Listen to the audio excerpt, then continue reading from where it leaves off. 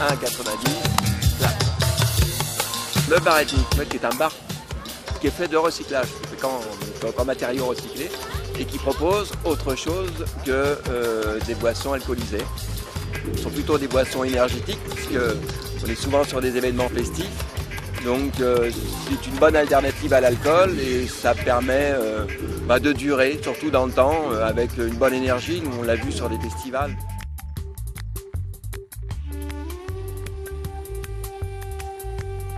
C'est des produits qui sont issus du commerce équitable, la plupart. Il y a quand même un travail et sur le commerce équitable et puis aussi sur l'environnement.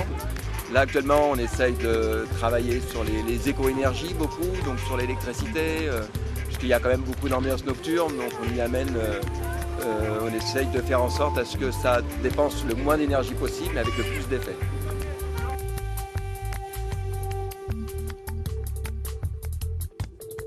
C'est servi dans des verres compostables pour être cohérent jusqu'au bout. Voilà pour le bar ethnique en fait, en gros. Après il y a donc des boissons fraîches. Donc, on parle de la guarana que tout le monde commence à connaître, une graine qui pousse sur une liane en Amazonie, qui remplace largement le café puisqu'elle contient 5 fois plus de caféine que dans le café, sauf qu'elle n'énerve pas. Donc c'est une plante qui est beaucoup utilisée soit pour les examens, autant pour la fête, pour la durée, puisque physiquement elle tient bien éveillée, mais aussi pour la lucidité, la concentration, tout ça. Donc, la guarana qu'on mélange avec de la carotte et du jus d'orange. Et il y a l'Amazon, alors ça c'est ce qu'on appelle l'Amazon. Après il y a le Nyamaguchi, qui sont des boissons d'Afrique de l'Ouest, à base de gingembre frais pressé, dont un qu'on appelle l'original avec le citron, évidemment bio de Sicile, du sucre roux et de l'eau minérale, et une autre avec du jus d'ananas. Voilà, en commerce équitable qui vient du Costa Rica. Il y a aussi donc l'altiplano, qui est une boisson qu'on a mis l'année dernière en marche avec la maca, qui est une tubercule qui pousse à 4500 mètres d'altitude au Pérou, qui est la plante sacrée des Indiens là-bas au Pérou, qu'on compare au Viagra péruvien, comme tout ce qui est énergétique, et aussi à la DHEA, qui intéresse tout le monde. On la mélange sous forme de gazpacho avec de la tomate, ça fait une boisson salée qui sert de soupe. Et puis deux boissons chaudes, donc il y a le café, on a le café Oxfam d'Éthiopie et le chai avec ses 8 épices, qui est une boisson à base de lait de soja coupé à l'eau et bien épicée, dont la cardamone domine en partie.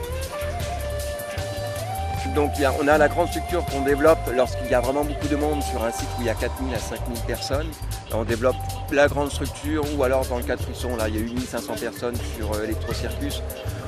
On développe la grande structure suivant l'événement. Souvent on est placé en fait, ce qui permet vraiment de se voir. Là on n'était pas trop loin parce que c'est quand même toute une logistique à mettre en marche. Et ça va de là, puisque c'est un bar qui est quand même modulable, qui est très pratique. Ça nous permet de nous placer sur le gros festival ou sur du petit festival. Sur du petit événement avec le bar en carton qui est derrière, c'est un petit bar en carton et qui peut se faire en extension avec ses oreillettes ou alors en rond, qui peut être un bar circulaire. Et donc voilà, donc c'est vraiment ça se monte à la carte et la déco aussi change un peu, souvent, on utilise suivant les événements.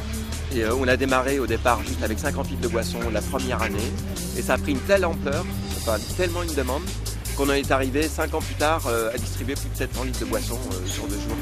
En fait, donc avec 20 bénévoles derrière, vraiment toute une équipe derrière. Donc ça demande qu'à progresser. Il y a une demande du public, on est là pour, et puis tant mieux. C'est surtout que la fête continue. Ce sera mon dernier mot.